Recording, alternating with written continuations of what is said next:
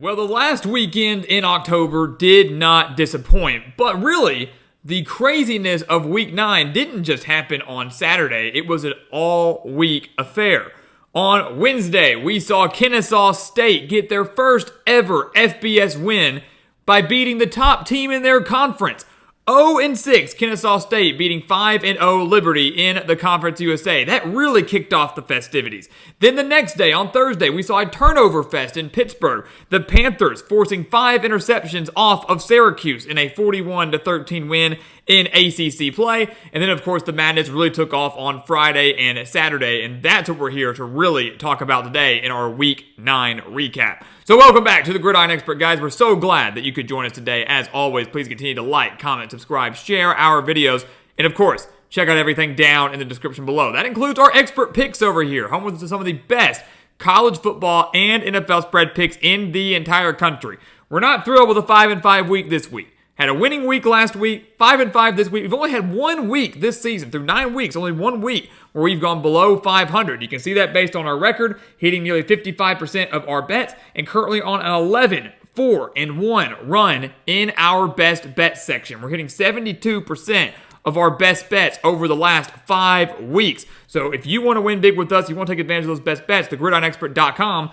these expert picks, that's the place for you. And again, it could have been a lot better, had a couple of teams that just didn't know how to play football in the second half, cost us those covers on Saturday, very frustrated with that. But hey, I'll take a 5-5 week over a losing week any day. So still doing very well in our expert picks, again, hitting nearly 55% in our spread picks this season. That's one of the best marks in the entire country, beating out over 80% of the national handicappers, not just this year, but each of the last 6 years. And then on the money line, 28-7, 317 wins so far this year, 73 losses. That's 81.3%. Remember, the majority of those predictions being based off of what we put out back in the summer with our game-by-game predictions for every single team. So 317-73, 50, 41-1.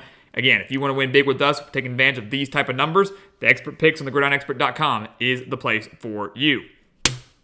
So I want to do a little something different here. Instead of going in chronological order, I want to go in a little bit of reverse order. And I want to start with what the heck happened on Saturday night. You know, it's the Saturday before Halloween, I guess. You know, Halloween's coming up this next Thursday, and we saw some spooky games for some of the top teams in the country. Some weird things happening in the night game specifically on Saturday night. We'll start with the big one, number 8 LSU and number 14 Texas A&M, where the Aggies won 38-23. It was a battle between the two teams that were the lone unbeaten teams in SEC conference play. Neither team had a conference loss. That's why that game was so massive. Top 15 showdown in College Station. And what this really was to me was a mix of great coaching by Texas A&M and an epic choke job by LSU. Because LSU had this game in the bag. How they were playing in the first half was phenomenal. The Tigers led 17-7 at halftime, had the game in control, were playing extremely well. Garrett Nussmeier was playing extremely well. But then, at halftime, Mike Elko made the decision to move from Connor Wigman to Marcel Reed, who, by the way, I always thought Reed should have been the starter when Wigman went down. He goes down early in the year. Reed comes in, plays very well. Played well against Florida. Played well against Arkansas. Played well down the stretch. Wigman comes in and was just mediocre. Was mediocre against Missouri. Was mediocre at Mississippi State. He was very bad / mediocre, if you want to even go that high, in the first half against LSU. Elko knew they weren't going to win that game with him under center. They switched to Reed, and LSU couldn't stop him. He only completed 2 passes, 2 for 2, for 70 yards, but also had 9 rushes for 62 yards. A&M had 242 rushing yards. LSU only had 24 rushing yards on the day. And remember, we said that. It was going to be a battle of the Aggies running game and the LSU passing game. Both of those worked out well for both teams. The Aggies played to their strengths, 242 rushing yards. LSU had 405 passing yards. A&M only had 134. But the kicker also was LSU mistakes.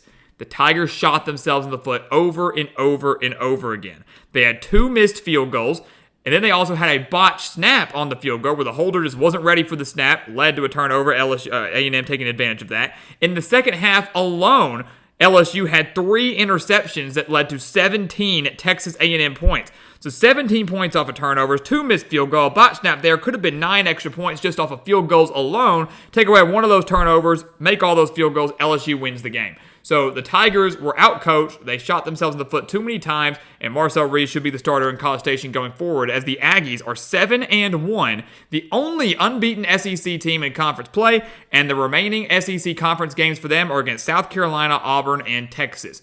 More than likely, can't say anything is a definite, but more than likely, the Aggies will go at least 2-1 in those games. If they can go at least 2-1, they will find themselves in Atlanta for the SEC championship game and 1 win away from the college football playoff. The Aggies are legit.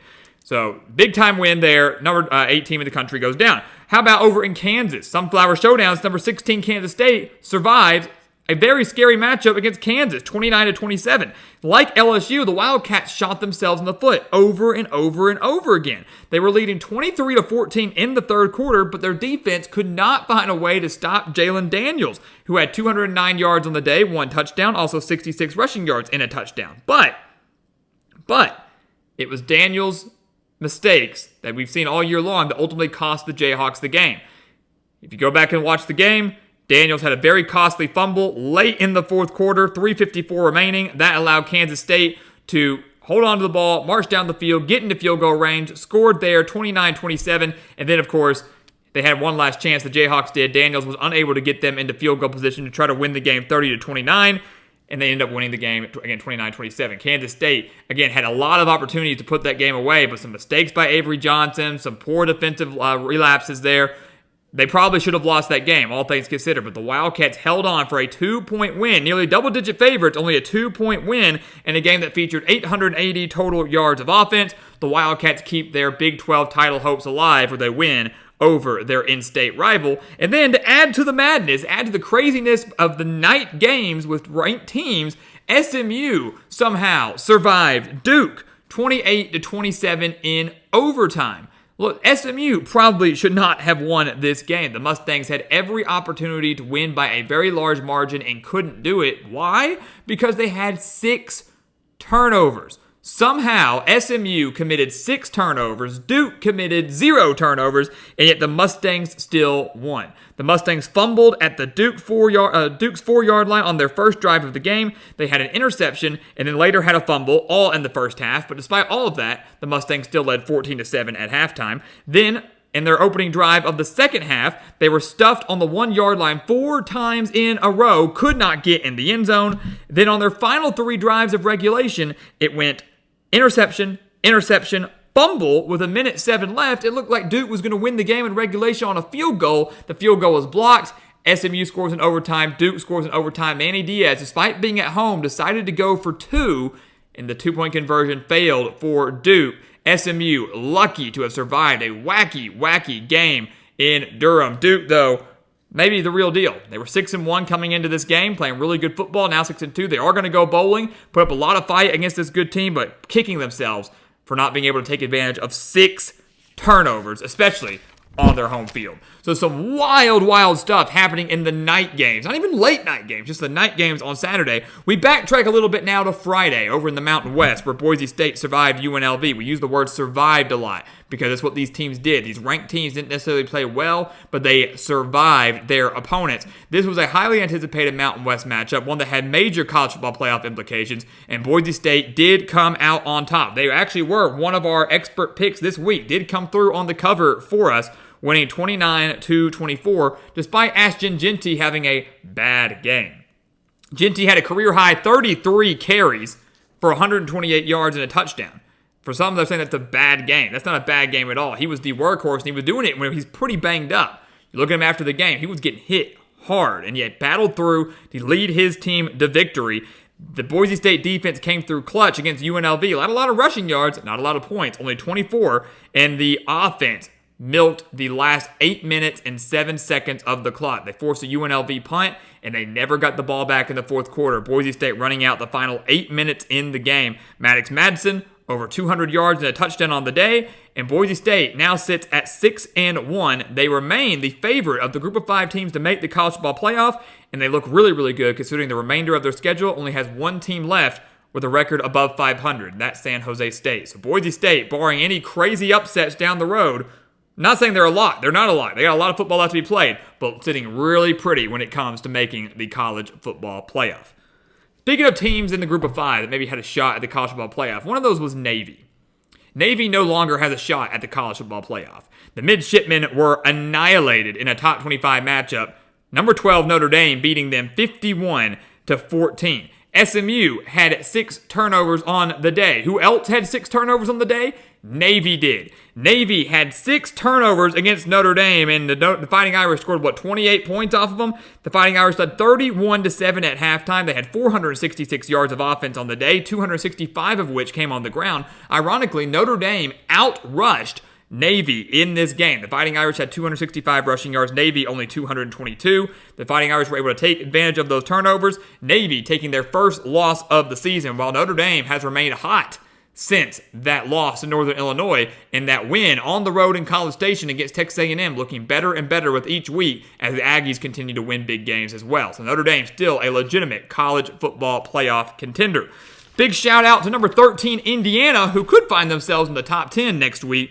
The Hoosiers beating Washington 31-17 without their starting quarterback Curtis Rourke, had 188 rushing yards. Their defense forced 2 turnovers. One of them was a pick 6 to get the scoring started in the first quarter. And once again, for the 8th time this year, the Hoosiers did not trail in the game.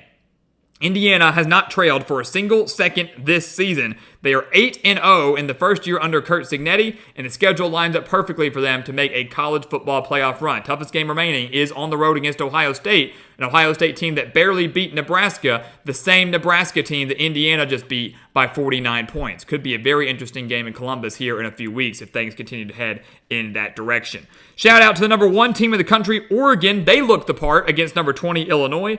I don't think any of us really thought that Illinois was going to win this game. Maybe some people thought they would compete in this game. Maybe some people thought they would cover in this game. I don't know. They didn't do any of that. They didn't cover. They didn't compete. They didn't win.